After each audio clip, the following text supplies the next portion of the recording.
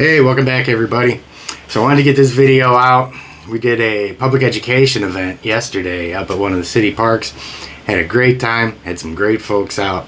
So I wanted to share some video of that for the folks that are out in this area that weren't able to make it. And of course for anybody that likes to hear things like this. I'm petting it! I'm petting a big snake! And if you stick around towards the end of this video, we're going to talk about some things that we do to prepare for these events and some considerations that we've all got to keep in front of our mind when we've got our animals out with the public like that. So you won't want to go anywhere. We'll be right back on Intrepid Exotics. Whether you're a lifelong keeper or just getting started, help us encourage responsible keeping, conservation, and public education in the interest of keeping our reptiles safe and healthy as we protect them for future generations. You're invited to spend time with us as we experience these awesome animals together on Intrepid Exotics. Now we want to start off by thanking the city of Archdale and the Parks Department out here. They didn't really know what to expect, just a bunch of people bringing a bunch of reptiles down, some big snakes, but they were really happy to see us. Everything went really well. They were really helpful, really hospitable with everything, and we had a blast. Spent the first part of it working with the summer camp kids, and then the second half of it just kind of hanging around and letting everybody come over and see the animals. And a huge shout out and thank you to Aubrey Pruitt from A&B Exotics, Cody Allen from CNA Exotics. We had Christina and Jim Hill out there with us. Chris Salisbury, who is from Gorgon's Head, does some outstanding enclosure work. If you're looking for anything in the way of enclosures, man, he's the person to talk to. He's an all-around pretty good dude too. And Jeremy Turgeon from Brassman Reptiles, and he's got his new channel that he had just started up too, the Reptile Talk podcast, and I'm going to link that down in the description. Definitely encourage everybody to get on there. He's always got some really cool guests on there, and him and Rob keep things happening on that channel. So we definitely want to get on and support those guys. So I'm not going to spend too much time just talking about all this stuff. I've got some pictures and some video that I'm going to run. You guys can just kind of sit back and check that out and see what we do here when we start doing our public education stuff. And you can see just how excited all these kids are, man. I loved it. And of course too, if you're not subscribed to the channel yet, it's right down there. Get down there, hit that button, hit the like button on the videos and get this stuff out. One thing that's really important about doing these public education events like this is us as reptile keepers are always talking about the laws that are coming down and some of the things that we've got to deal with. Well, the best way that we can manage that is through public education, because if we can get the folks involved that may be voting on bills to ban these animals and help them see firsthand what it is that we do and how we do it and how cool these animals are to keep, kind of break down that wall a little bit. This is how we're going to do it. People need to see that our animals aren't as scary as a lot of people might think. So I'm going to go ahead and just roll through this video and some of the pictures from our event. Let everybody see how this went down.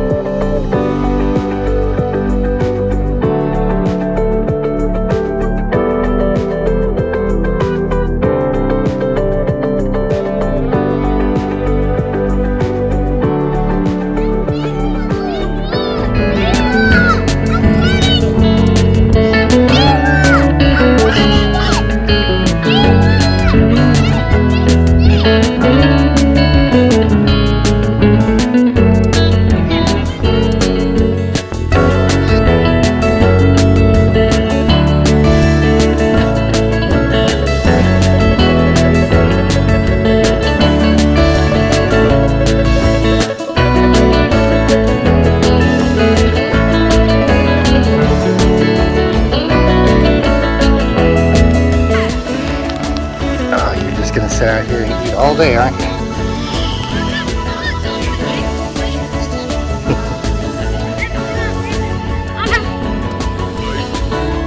Yeah, if you scratch him right alongside his neck, he loves that. You see him go up on his tippy toes there.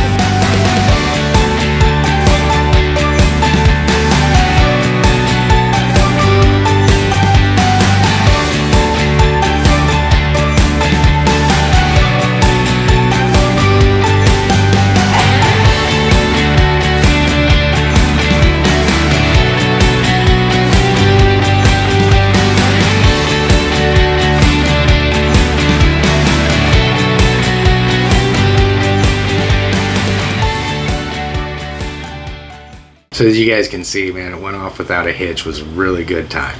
Now, for those of you out there that would really like to start setting up some educational programs, I'm just going to kind of run down really quick what it is that I take into consideration, how I go about setting these things up, and maybe this will help you guys be able to do the same thing in your area. So our first concern when we set up any public event is always going to be public safety. There's so many things that play into that, and it all stems from which animals we bring, how experienced the handlers and the keepers are that are involved in it, how well we brief the people that are out there. These are all really important things, and without covering this base and covering it really well, it's not a good idea to do any of these, because we've got to make sure that if we're out there doing public education with somebody, the community is trusting us that their kids are going to be safe, that they're going to be safe, that nobody's going to get hurt, and it's all a positive experience for everybody. So we start off first by making sure that any of the animals that we bring out have got to be well socialized. If you have got a snake that's a little bit flighty around people, that you can't trust 100%, that it may do really well with you, but when somebody else comes around, it's kind of edgy. Leave that animal at home.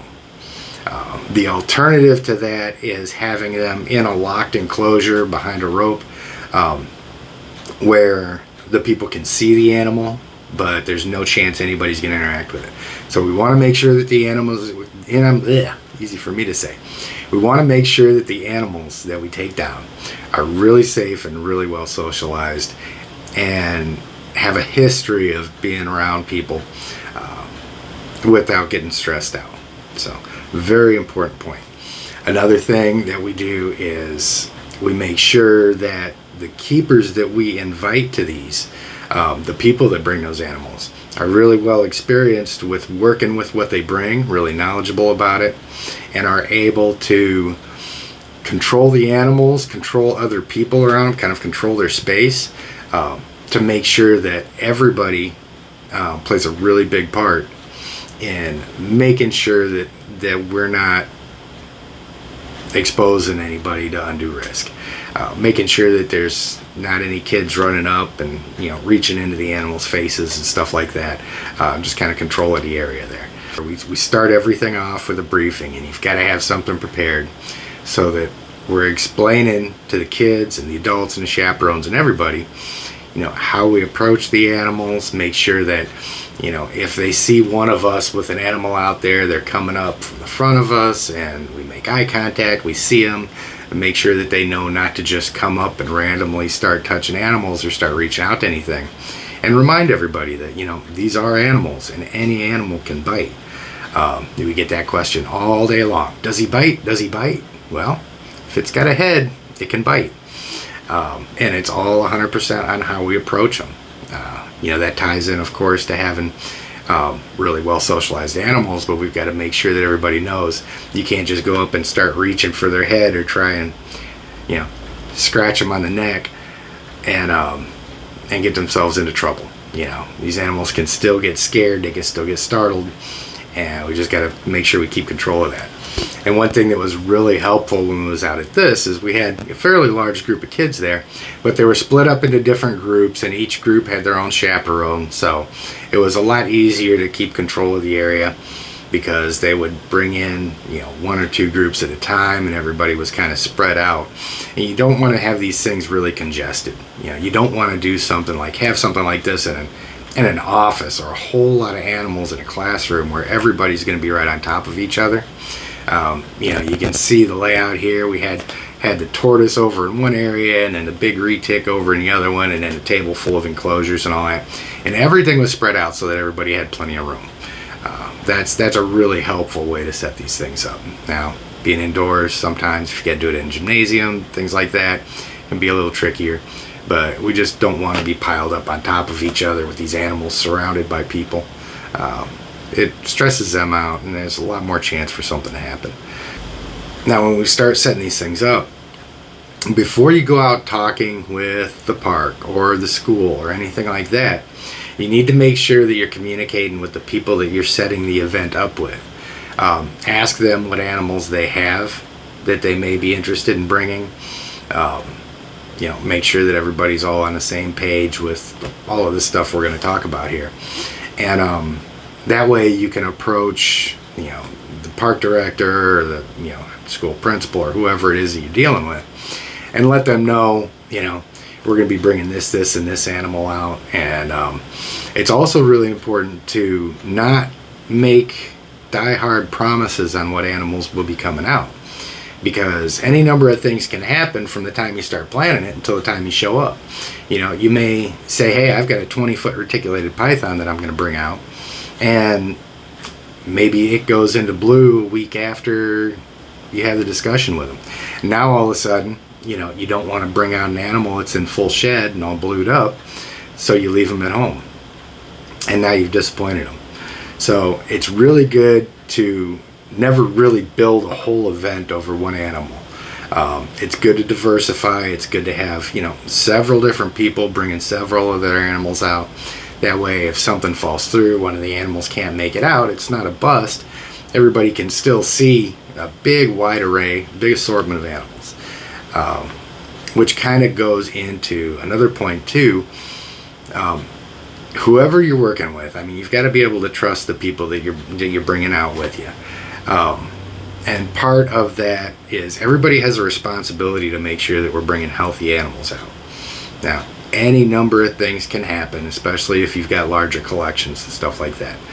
If you've got animals that may be ill, if you may have a mite pop up or something like that, and then you've got to be prepared to say, okay, well, I'm going to leave that animal at home because I don't want to make the rest of the animals up there sick. So we really do need to make sure that we're bringing completely healthy animals out, because they're going to be interacting with people, and there's a chance of spreading infections and stuff like that between animals. It's one of the highest chances there is. Even more so than a reptile expo, because a lot of these animals are out there for the purposes of being handled. So we need to make sure that all the animals that come out are very healthy. Keep things like hand sanitizer and stuff like that on hand. Use it frequently in between handling different animals, and all of these steps that everybody takes makes sure that the animals stay healthy as well. As you're looking down the list of priorities, it's the health and safety of the people, and then the health and safety of the animals is right behind that. Everything else is secondary to those two things. Now, another thing to keep in mind is that we've got to know what the local laws, what the local ordinances are. Make sure that you're not bringing out an animal that's not restricted. If you've got particular transportation requirements for the animals, make sure that you've got that. If you're required to have any kind of documentation on the animals, make sure you have that. And a lot of times too, kind of depending on which organization you're working with, it's not a bad idea to go down and talk with animal control or maybe the local police department or something like that, because there's, you know, if you're doing like a smaller event that's not with the city or not with a park or something like that, you know, there's always the chance that somebody may come by and see that huge animal out there, be concerned and call the cops. Cops send animal control out. Animal control doesn't know what's going on. All they see is this, and it can cause a lot of confusion, maybe some bad blood, and maybe turn the whole episode sour. So make sure to, before you go out and set these things up, that, you know, if you're working with the city, they know exactly what's coming out, and, you know, they know what to expect. If you've got smaller events, you know, get on the horn with animal control. Drive down there, introduce yourself, say, hey, you know, we're going to have an 18-foot reticulated python out at this park, and it might scare some people if they see it. You might get a call about it. And have whatever discussions you need with them too. We definitely want to make sure when we're setting these things up that everything is above board. You try to think of every possible thing that can go wrong and be prepared for it. Like I said, if somebody was to just be cruising by, get scared, call animal control, you don't want it turning into a bad episode. You want animal control to answer the phone and say, okay, yeah, we spoke with them, we know that they're out there, everything's fine. And it helps keep the whole community at ease. And it definitely, you know, the law enforcement and the animal control guys will appreciate that, instead of being blindsided by something and then having to go out and figure out who's right. So that communication is really important. But other than that, I mean, this stuff, it can be really simple, you know, as long as you're covering all your bases with this stuff and making sure that you communicate with everybody that you possibly can, making sure that you're doing everything that you need to do to keep the people safe, to keep the animals safe. You know, you got to watch the climate. You got to, I mean, we had to cut this one a little bit short because while I was sitting in the office getting ready to get set up earlier in the day, it was 75 degrees and overcast, and I almost set it up in the gym because I thought we might get rained on. Well, a few hours pass and temperature goes up 10 degrees and all the clouds disappear, and now we've got to take animals back in because it's getting too warm for them. So, you know, you've got to set realistic expectations when you're talking with folks to set this stuff up. Say, this is what our plan is, and this plan is subject to change. It's going to change based on the weather. It's going to change based on, like I said, what condition the animals are in prior to us coming out as to what will actually be there. And they're typically really understanding about that. Like I said, you don't typically set everything up and advertise it all around this one animal, because, like I said, if that one animal goes in a shed, gets sick or something like that, then now it's a big disappointment for everybody. So you kind of generalize it, and it can go over really well. And like I said, this is how we keep these animals. I don't think there's too many other ways to do it. You know, we can lean on USARK. We need to lean on USARK sometimes, but USARK needs our help. They need us to do more. They need us to be out there in the community, building positive relationships with people, and just helping to avoid some of the issues and preventing them from getting up to a level to where now all of a sudden Phil Goss has got to go down and talk with representatives and try and convince them why our animals are safe. This stuff right here, when done right, is going to be huge. It always is. We've got a couple cities that we've done this with out here, have awesome relationships with the locals, with the animal control out here, with the parks departments in a couple different cities and counties and so forth. So it's really an awesome time. It's a lot of fun. It's what a lot of us got into this for. It's just sharing that love of animals. So You guys have listened to me talk enough. Go down, get subscribed to the channel. Make sure you like this video on your way out. I got the links for the Patreon and channel memberships and all that stuff. I don't do any breeding here, so every little bit helps. If you guys want to support the channel, there's a couple different ways to do it. And it supports our efforts to get out and do the community education too, because we do all of this stuff on a volunteer basis. So if you guys have any questions at all about setting up these events and stuff like that, you know, where you can go to get event insurance, where you can go to learn what your reptile laws and stuff like that are, you know, we can always try and help as best we can. Always open to questions. Get in touch. I'd rather spend some time throwing my 2 cents out there to make sure that, you know, all of these episodes, all of these events go really well for everybody that does it. So you guys have an outstanding day, and we will see you next time with day 4 of handling the Sri Lanka and see how many times we can get bit with him. He's making progress slowly but surely. But you guys have an outstanding day, and we'll see you next time on Intrepid Exotics.